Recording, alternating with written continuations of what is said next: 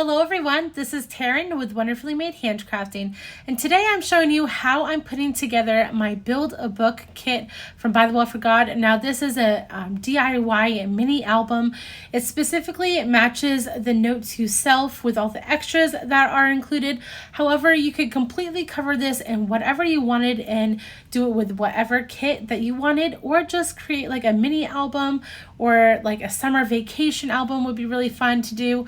But I am tying it to the Note to Self kit. I did paint my boards first off, and then I'm jumping in to use this canvas from the canvas bags. I've decided I wanted to coffee dye them, and they're just big enough where I can use most of it over a board. I will have some more fabric laying over the spine, and that will kind of help cover the rest. But this is just large enough where I can cover most of that board. I wanted to paint the background of that chipboard white so that it wouldn't show through. Honestly, because I coffee dyed it, probably really didn't matter, but I just like the look of starting off plain white. I am using some of these old kit bags, and I'm just cutting them up using the back side of them. I'm making sure that they kind of fit over that piece, and then we're going to come over to coffee dye them. But first off, I'm going to just kind of iron them down just a little bit so they're not so wrinkly. I have this coffee that I mixed with a little bit of baking soda to try to make it not so acidic. That is something that I'm kind of worried about. I want some of these pieces to really stay for a good long time, and I've read that coffee dyeing can kind of eat away fabric and papers and stuff. So Mindy actually mentioned mixing some baking soda in to kind of tone down the acidity of it all. So we're gonna see if it works. I'm not really sure, but we're gonna just, I guess it'll take years to really find out if it works or not, but we're just going with it. So I've sprayed some down, kind of flicked some splatters on there too, and I want the whole thing to kind of turn brown. So I'm kind of just flipping them over into the coffee and then having some darker spots and some lighter areas on those fabric pieces as well. I want to wipe the back up on my mixed media mat so that it's not staying wet, and then I'll dry it with my heat tool. Don't try to use an iron. Your iron will not be happy. Don't tell me how I know that, but it's not happy when you do that. So anyways, I come to these boards and I'm using some cocoina glue on the front half. Now, Lori did this a little different. She used her Tyvek paper or synthetic fabric first and put her board together, but I just decided to go right in and use this fabric. So I'm just placing it down on the cocoina glue, making sure that there's enough on the outer edges to kind of flip it over and use some of this tape on here. I really like using this tape. I didn't really even think about it before I saw Lori's video, but it worked really good. Now mine is scrapbook.com's version of score tape, and it is very thin. I chose like the 1/8 of an inch score tape, and they do make a bunch of different sizes. So if you have a little bit of a thicker size, you won't have to double up like I do here. I do end up cutting off the excess fabric right here because I don't want too much, and I am cutting off the corners as well, making sure not to cut too close to the corner so there is enough to fold in, but so there's not too much to get too bunchy. So I'm using my piercer pen right here and lifting off that layer of the score tape so that the sticky part is exposed, and I'm starting on that one edge, and then I'll use that corner and flip everything up. Now I do use that cocoina glue in the corner to kind of hold that down, since there's no score tape in the actual corner once you flip that fabric in, and you do have to hold it for a bit. And I actually use one of these clippies. This is one of the Tim Holtz clips that I have, but I also have some clips that you'll see right here in a second that I picked up from the Dollar Tree, and they come in a big pack. I think they come in 8. And they work really well. So if you have a Dollar Tree near you, this is an excellent little purchase. I have these pink little clips that you'll see here in just 1 minute. So anyways, I do have a little bit of extra fabric that I could have cut off, obviously, as you see on that top part, but I'm not worried about it too much because I have a paper that will eventually go over it and kind of cover up that seam. Now I'll do the same on the second piece of chipboard. If you grab the fabric pack that coordinates with Note to Self, you could also use that fabric to do this little book kit. However, I really wanted to save that for my journaling entries, especially since it has all the girls' handwriting on it. I mean, it'd be really cute to use as a cover as well. If I had bought 2 packs, I probably would have been using it, but I decided using that coffee dye really made the same color to this kit. So if you're wanting to save that and maybe hoard that fabric pack just a little bit, this is an excellent choice. And you can even use the bag that came with the Build a Book kit and also your kit bag. So you would have 2 bags to use to do the same thing. You don't have to coffee dye it. You could keep it that nice creamy look, but this is just a different option and cheap and free option basically once you buy those kits. Now for these corners, I highly suggest that you use some form of clip, be it Dollar Tree or binder clips or even a paper clip to hold down these corners as they dry. Cocoina glue lets you have some time to move stuff around. It doesn't dry instantly. And so that is a wonderful aspect of it, but also you need to hold down those corners until they dry or else they'll just fall apart. Otherwise, you can also use Fabri-Tac glue because that dries pretty fast, but it does ooze through fabric. So I suggest only using it on the corners for your front cover. So here I am actually using Fabri-Tac glue and gluing it down that middle board to that Tyvek fabric. This is the portion that Lori actually did first, but I kind of, just was excited about coffee dyeing canvas. And so I started with that portion, which it all comes out fine either way. So it doesn't really matter, I don't think, which one you decide to do first. What I did is I held that board up to give a specific distance, that distance of the width of the board. So I knew where to glue it down, and I just made a mark with my pen, as you can see on the left hand side. And I'm just putting that Fabri-Tac glue to the left side of that line, so I don't have any Fabri-Tac in the middle where that seam is in between it. So that little seam allows the book to close easily, so it's not like rubbing chipboard against chipboard. It gives a little bit of grace between there.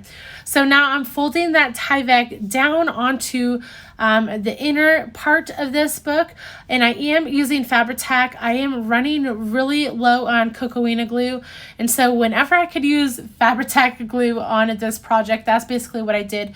But like I said before, Fabri-Tac does ooze through, and so it creates some kind of issues sometimes. As you'll see in a couple seconds, I do have a little bit of a trick with that, but now I'm going to work on this little spine section. And so I had this fabric laying in my stash. I've had it for a really long time, and I decided I wanted to, trim it down just a little bit. I didn't want it so wide, and I also wanted the crosses to kind of be the same distance on the edges, and so that's why I decided to tear those edges where I did. So here I am. I'm actually going to use a Fabri-Tac glue on this portion because it's black, so you won't be able to see as well if it oozes, but I'm making sure basically to stay mostly on that Tyvek fabric. And then what I'm going to do is I'm going to spread it out with my finger. Now this will help it not ooze too much by spreading it out. So if you have to use Fabri-Tac, make sure you spread it out with your finger or a card or something. So I'm making sure that that's good and pressed down and flat. And here you see me, there was some Fabri-Tac glue that did ooze through. And so if you get it fast enough, you can kind of just rub it off. And so that is actually what I'm doing right here. I'm just rubbing it off. It kind of balls up and it's just kind of falls on, flakes off kind of. So that's what I did. And now I'm going to fold this up just like I did the Tyvek. I want to make sure that there's not too much fabric being folded into the spine, because the more fabric and bulk you have there, the harder it is for this mini album to fold.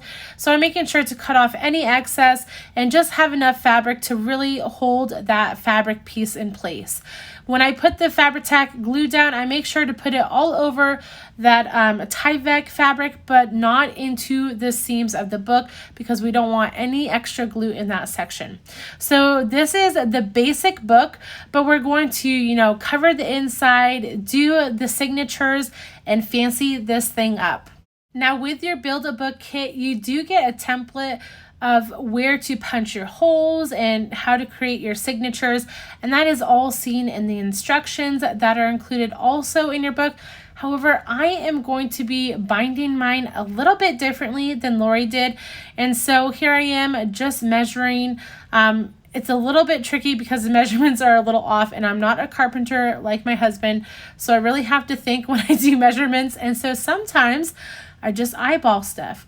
So anyways, I am using my ruler to make sure I cut it down in the middle, and then I'm trying to place where I want my top and bottom holes that I'm going to be punching through my board, because all my holes are going to actually go through my signatures, through the papers, but also through the boards.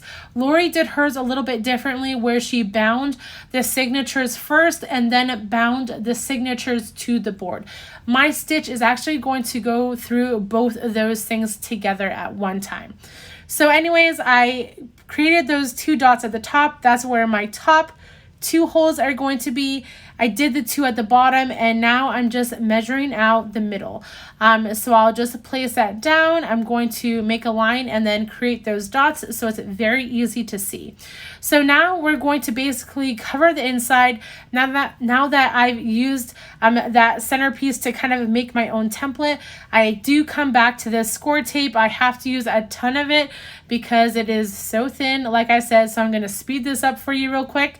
And then I just peel all those layers off, and we'll just put it down on that middle section. It's important to do this first before your other covers that are for the edges. I just like the look better.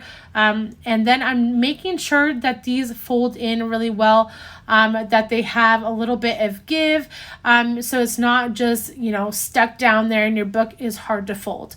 So now we're coming to the edges. These are included as well in the kit. So I'm going to use Fabri-Tac glue to glue these down. Since this is not fabric, you don't have to, use your finger to, spread it out or anything. It'll be fine. But Fabri-Tac glue works great for things like this that sometimes are a little bit trickier or harder to glue down because they are thick or they're going on top of fabric. This is a really good place to use that Fabri-Tac glue. I did want to create a closure for this book because I know it'll get super chunky, and so I decided to use my crocodile and add some eyelets. Now I was really worried about this at first because this is the thickest thing I've ever used my crocodile on. It is a really thick chipboard, and my crocodile punched it through like it was so easy. I was really actually amazed. I did create some dots lightly in pen first to make sure that they were even, and then we're going to work on decorating this up. I did really like this stitching on the Build-A-Book bag, and I wanted to use it somehow, so I decided to cut it out. It was a little tricky trying to figure out exactly how I wanted to use it and where I wanted to use it on this book, but ultimately I decided to make a kind of a cluster near the spine. I also deconstructed one of these little taggies, and so I am going to actually use my iron again. This is probably the most use my iron has gotten in a while, but I will make sure to iron those down so that they're nice and flat and easy to use. Now this is where I got a little distracted. My kids were needing me a lot, and so some things kind of got placed differently than I was anticipating, but I did have this idea of coffee dyeing this paper again. This just says note to self August of 22, and I'm adding that to the inner parts of my book plate. So at first I'm just dabbing it down, and then I decided it looked too much like spots, and so I come in with some frayed burlap, and then ultimately I decide, you know what, I'm just going to spray it with coffee dye so it doesn't look like a Dalmatian on my book. So I spray it down and soak up some of the excess. It does take a little bit of time to dry, and I want to make sure that it's really dried because I'm adding it to fabric and I don't want it to coffee dye, especially that canvas fabric, because as you can tell from the front part of this book, that canvas takes coffee dye really, really well. It's actually quite amazing to see the difference between that canvas with the stitching and the canvas that I coffee dyed. I mean, originally they were the same color. So this coffee dyeing thing is really fun to do if you like that antique look. So I do end up using that Fabri-Tac again to glue down the book plate to the paper. It's a really strong glue and works really well. And then I just take the edge of my scissors and kind of use it on a diagonal and cut off the edges underside that book plate so that the paper is still holding onto the book plate, but there's no paper seen on the outside of that book plate. So I'm ironing these like I said I was going to, and here is where I place things a little bit differently than I wanted, and it just doesn't look as great as I was hoping. Originally I was going to do this is what I was thinking, but I end up putting the red on the furthest left hand side rather than the stitched canvas. I liked how I could see the crosses, so it just turned out a little bit differently, but don't worry because in the end I actually added buttons to this, and that was actually after I took all the pictures, did my Instagram reel and everything. I found some aqua or teal buttons that matched perfectly to this kit. I can't believe I had them. Usually I don't work with bright colors like this, but they were the perfect accent to this book, and it just kind of made the front cover. Honestly, I'll try to take some pictures and show you on Instagram at least. Hopefully I can add them to the end of this video, but we'll see how that works. Since I had added that red to the left hand side and I didn't know what, like, I was just distracted basically. And so, well, I guess kids aren't a distraction, but I was, not thinking really. And I was like, why is this not looking the way I wanted it to look? I couldn't figure it out why it wasn't looking as good as I wanted. So I was really fussing with this. And so I added that lace, thought that would help, but it just wasn't coming together for me. In the end, I just decided to go with it. But really, once I added those teal buttons, you'll see it really pulls everything together. So I decided to add this book plate up to the top right hand side of this cluster. I kind of tuck it in under that stitching, so that is something that pops out and you can see really well. And then we're going to come to the inner portion and adding these signatures in. Now, Lori has given us 2 signatures, 4 pages each.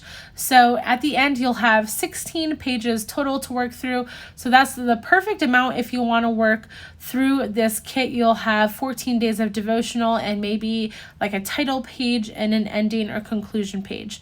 Now, I'm using an awl here to punch out my holes, but Lori also used just a nail with a hammer to punch hers through. You want to make sure that you have something on the underside that can, take some force with sharp objects. So I just use this little cutting mat from Dollar Tree. Again, Dollar Tree's my friend today, I guess.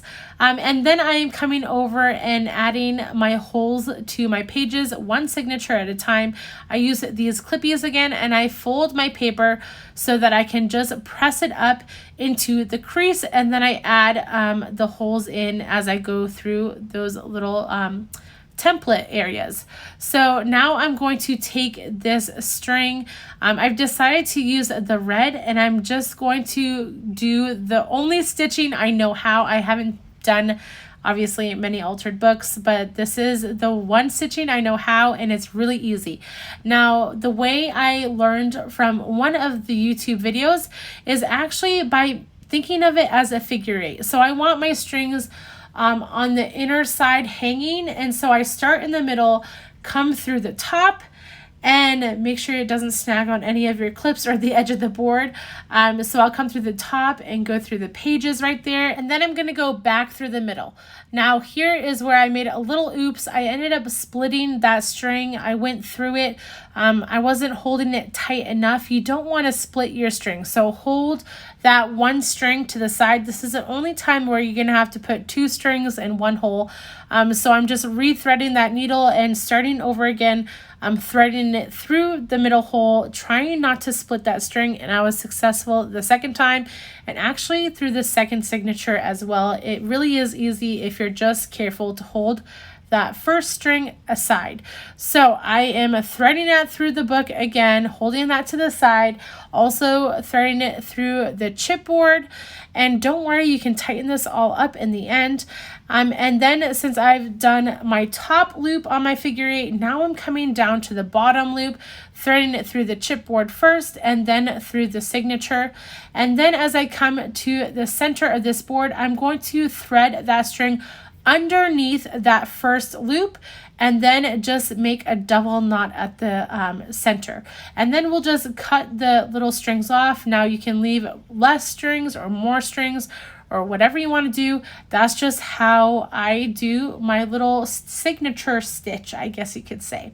So here I am coming to the second set. This one's a little bit easier. So I do my template holes, and then I'm going to come in with that red thread again and do that same figure 8 pattern.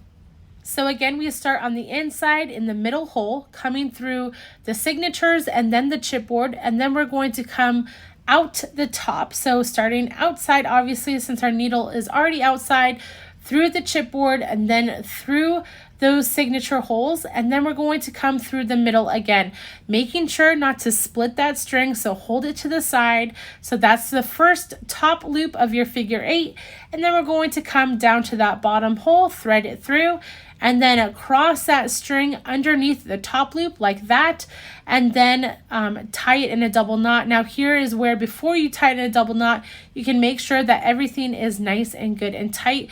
As you can see from the outer edges, everything is nice and tight on those strings. And then we're going to come and work on this little extra closure. So I have some lace and I decided to cut it in half. It was a little tricky trying to cut it evenly in half since lace doesn't tear like fabric. And so I'm just cutting to the best of my ability. However, it's a little wonky, and that's okay. So I just make a knot to hold it in place on the inner portion of the book, and then I can just tie it whatever way I want. I end up cutting the little excess off on the inner side. And now we're going to use these little yarn pieces to create some sort of floofy kind of on the side and just add a little bit of fun. Now I decide to only use a couple of these pieces, and I do add some lace too in a second. I was going to use that little Glowforge notebook paper, but decided against it. So I'll just add these together, add a little bit of lace. Again, I am cutting that in half so that it's not so thick and doesn't kind of take over the whole floofy yarn tag. So I'll just add those together, and actually to make my hole for this, I am going to punch another eyelet. So I'll come in with my crocodile, make sure that I punch right in the center of these two signatures, but a little bit above those holes that I have so it doesn't interfere with anything there. I add another silver eyelet right there and punch that in with my crocodile. And then I'll just make a knot on the inner side, same kind of thing as I did with that lace closure. Now, like I said before, to finish this off, I did add some teal buttons to that front cluster right on that canvas to break it up a little bit and add some more color to it. But after that, guys, this mini album will be complete. I'm really happy with it. I can't wait to work through it throughout this kit. My idea is to work mainly in my Interleave Bible, but to do a verse for each one of the devotional days in here, and just to have something extra to work through. I can't wait to see what you guys all do with your DIY mini books. Make sure to tag me. I'll leave everything I use down below in the description if you want to pick one of these up for yourself. Thank you so much for watching, and I hope you have a wonderful day, guys. Bye.